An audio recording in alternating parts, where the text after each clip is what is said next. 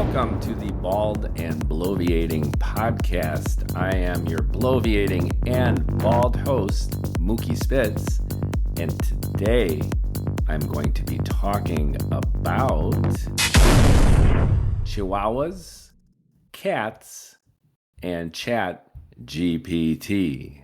Specifically, the perpetual content creation machine that we have created through the large language models will eventually run out of steam, namely human-created content, and then what? I took a break from my gig as a nightclub manager in Chicago back around 1998 or so to visit my former girlfriend and still friend, Sabrina, living in Eugene, Oregon. Her mom moved with her from LA and greeted me with an SUV crawling with agitated chihuahuas. "You want to take one?" she asked, apparently having plenty of chihuahuas to spare. "I'm a breeder. Aren't they cute?" Literally, the entire back seat was crawling with chihuahuas. Gidget, the Yo Quiero Taco Bell campaign chihuahua, was the rage at the time, fueling an unprecedented demand for chihuahuas, a trend Sabrina's mom translated into a chihuahua breeding enterprise that did pretty well even up there in the Pacific Northwest. "Which one do you want?" she asked. "I can't tell," I gasped, trying to fend them all off. "They all look alike."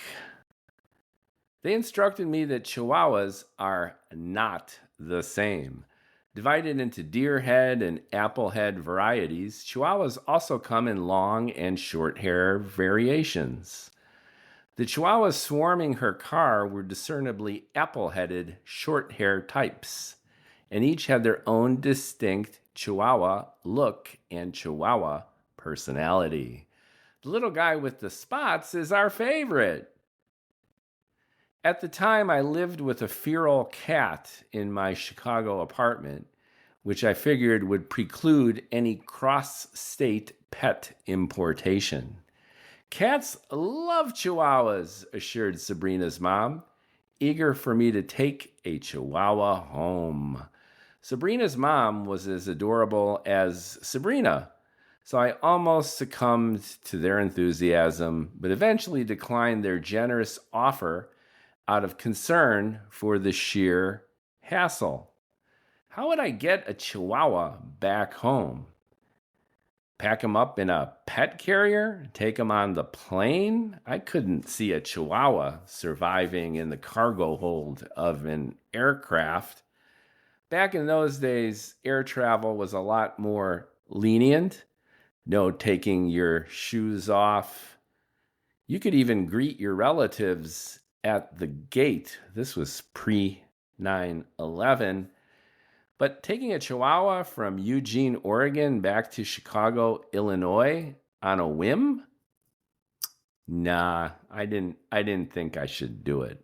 So on the flight back, relieved to be free of chihuahuas, I indulged my vivid imagination with chihuahua fantasies, counterfactual what-if scenarios, speculating about the logistics of cat-chihuahua cohabitation.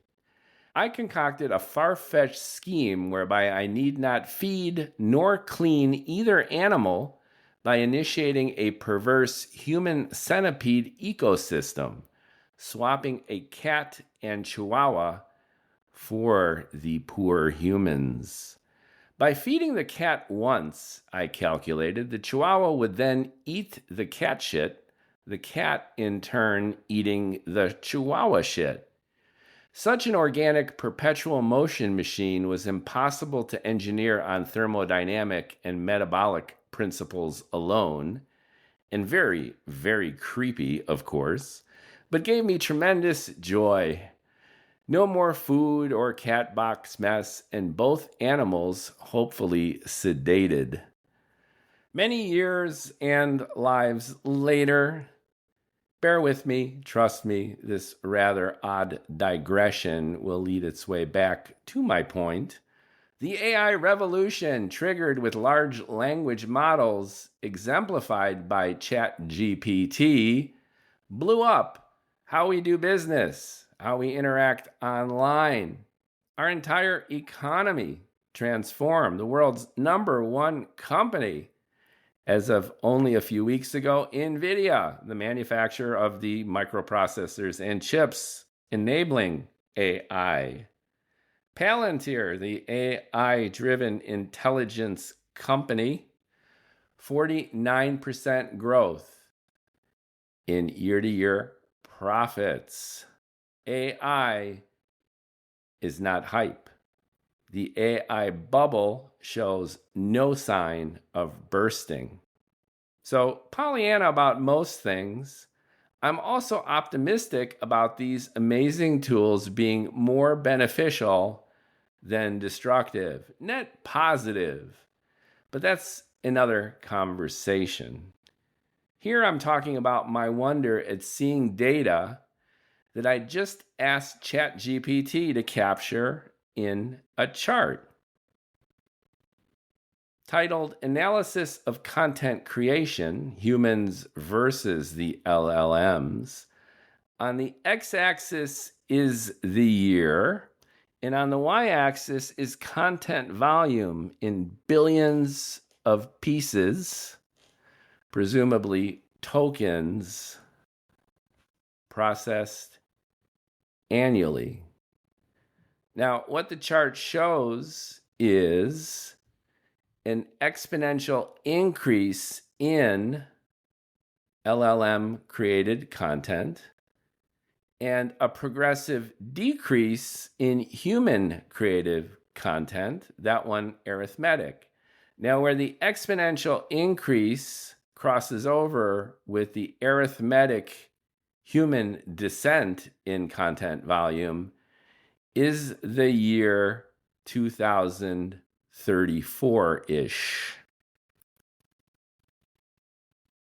So what this essentially means, based on the y-axis scale consisting of all digital content, blogs, articles, social media posts, videos, captions, documents, podcasts, emails, software, code, anything and everything humans create and post online, the food of the LLMs on that y-axis, and the x-axis date, starting at 2020 at near zero, going all the way up to the projection of 2038 and beyond, is when that crossover is going to occur. So in other words, the hungry bots are busy chewing up and analyzing the 147 or so zettabytes of human content that's being created and distributed online. A zettabyte is a trillion gigabytes. That's 1,000 billion gigabytes annual content. And they're going to outpace us in output in only a few years. Now, if you care and are paying attention, you probably see where I'm headed with this. And you might even wink or smirk or scowl at my cat Chihuahua ecosystem analogy. If the arithmetic decline in human-created content and the exponential growth in bot-created content continue, human content creation will asymptotically get to zero, begging the question of what the bots will feed on. Like my hypothetical cat and Chihuahua, ChatGPT and all the frontier models will be eating their own shit. By then, the once mythical and now inevitable emergence of artificial general intelligence could happen, resulting in bots creating their own original content, making us superfluous. That's what's missing in this chart. If we really get AGI, and AGI is good to the point of being able to pass the proverbial Turing test, then the difference that makes no difference is no difference. And then what? Whether this signals the end of our species or luxurious lives of all play and no work remains to be seen. But until then, I think my cat chihuahua circle of life analog is kind of funny. And it's meaningful in terms of the frustration that I feel in terms of reading all this regurgitated bot shit online. People don't seem to notice or care. In another podcast, I was ranting about the takeover of content, especially with digital media, digital advertising, digital PR, where people are actually engaging with and responding to overtly LLM created content and not giving a shit. So, does ChatGPT care? No. It's just a deterministic machine that paradoxically uses probabilities to cobble together content that humans have already been created for humans to, in turn, ingest and presumably excrete back out.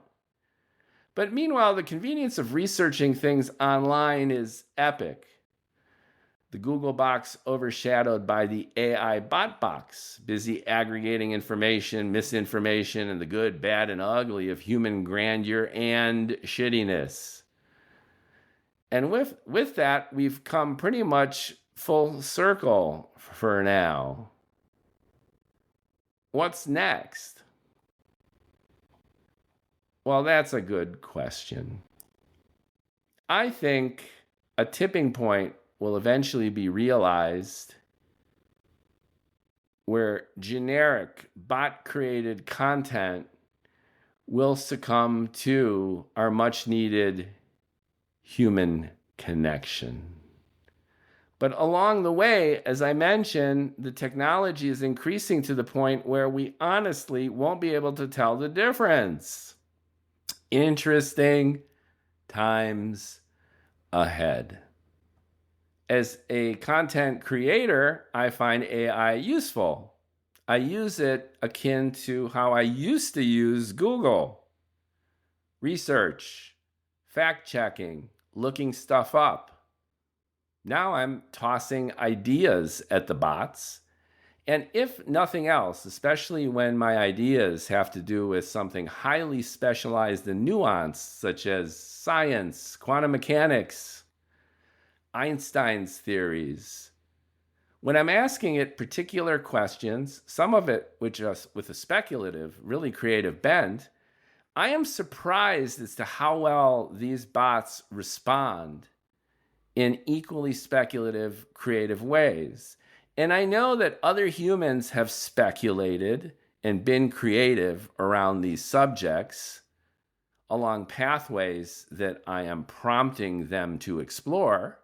So I'm getting back essentially what other humans have thought about these subjects through the lens of tweaking them or thinking about them out of the box.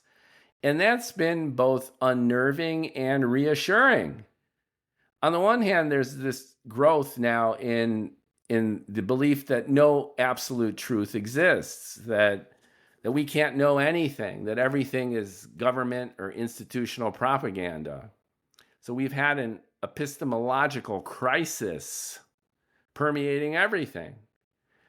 And on the other hand, these bots confirm that there's a shared pool of knowledge, that my inquiries might seem kind of weird or maybe off the cuff, completely out of the box, and yet they're not. They're not, because when I put those prompts into a bot, I get back a very coherent synthesis of my queries coupled with some very imaginative and thought-provoking responses that I can then riff off of. Great, great, great stuff. So I insist on writing. I've been a writer, come from my head, from my heart, from my lived experiences. And where the bots really help are, in a sense, being my companion for diving in deeper, confirming what I already know, and stimulating some thinking that I can in turn plug into my head and my heart. So it's a healthy reciprocal relationship. It's not a cannibalistic cat eating the chihuahua shit kind of scenario. But I doubt most people expend that kind of effort, and their angle of attack is different. Rather than seeking to create new content and sharing those lived experiences in an artistic or literary kind of way, most people just want to get the job done. And that's leading to this tsunami of generic content that the Gen Zers are now referring to as clanker garbage. You're a clanker if you do this, where you just prompt and regurgitate the cat and chihuahua shit. So what can we make of all this? Well, every tool, especially high-end technology tools, are a double-edged sword. And again, just to repeat, I'm very Pollyanna about all of this despite the chaos, because I think giving human beings more information, more power, is net positive. And this includes everything from nuclear technology to space, to genetic engineering, to computer science. First off, it's inexorable, and it can't be held back even if we tried. And I'm a believer that there are internal checking mechanisms for the excesses of everything humans do. Rather than instituting artificial boundaries and mandates and policies to regulate industries and technologies and even intent, let things play out. And the pendulum will naturally swing from one extreme to another. And good luck feeling that we'll reach a state of static equilibrium in anything that human beings ever do. That's why I sometimes get surprised as to the reactions and overreactions that society, government, individuals have toward issues that ostensibly plague our daily lives, whether it's the current political malaise and impasse and polarization, or whether it's historical perceived anomalies. Everything's always in flux. I think Heraclitus was probably the one Greek that I could relate to the most. Everything is fire. Everything is transforming, changing. Let it transform. Let it change. We need, obviously, some controls. But I think erring on the side of less is probably more. And I relate this because I think that's the way out of this closed loop of the cats and chihuahuas eating their own shit. Just let this play out. There are no closed systems. There's the LLMs creating content. There's humans creating content. There's humans using LLM content. And eventually it'll mash together. We are co-sapiens in this world. You can even consider all of this AI kind of a new and evolving species. And rather than fight it, let's understand each other, work together. There will be horrible mistakes and terrible periods of time where that pendulum swings wildly out of control in one direction or the other. But let's let it. Eventually, it'll settle more or less into a still chaotic pattern, but one that we can all manage, and one that, cumulatively, I think will make life better for most of us. At least until the bots take over the world, right? Thanks for listening. I'm curious what you think. And more to come as this crazy AI environment and revolution continues.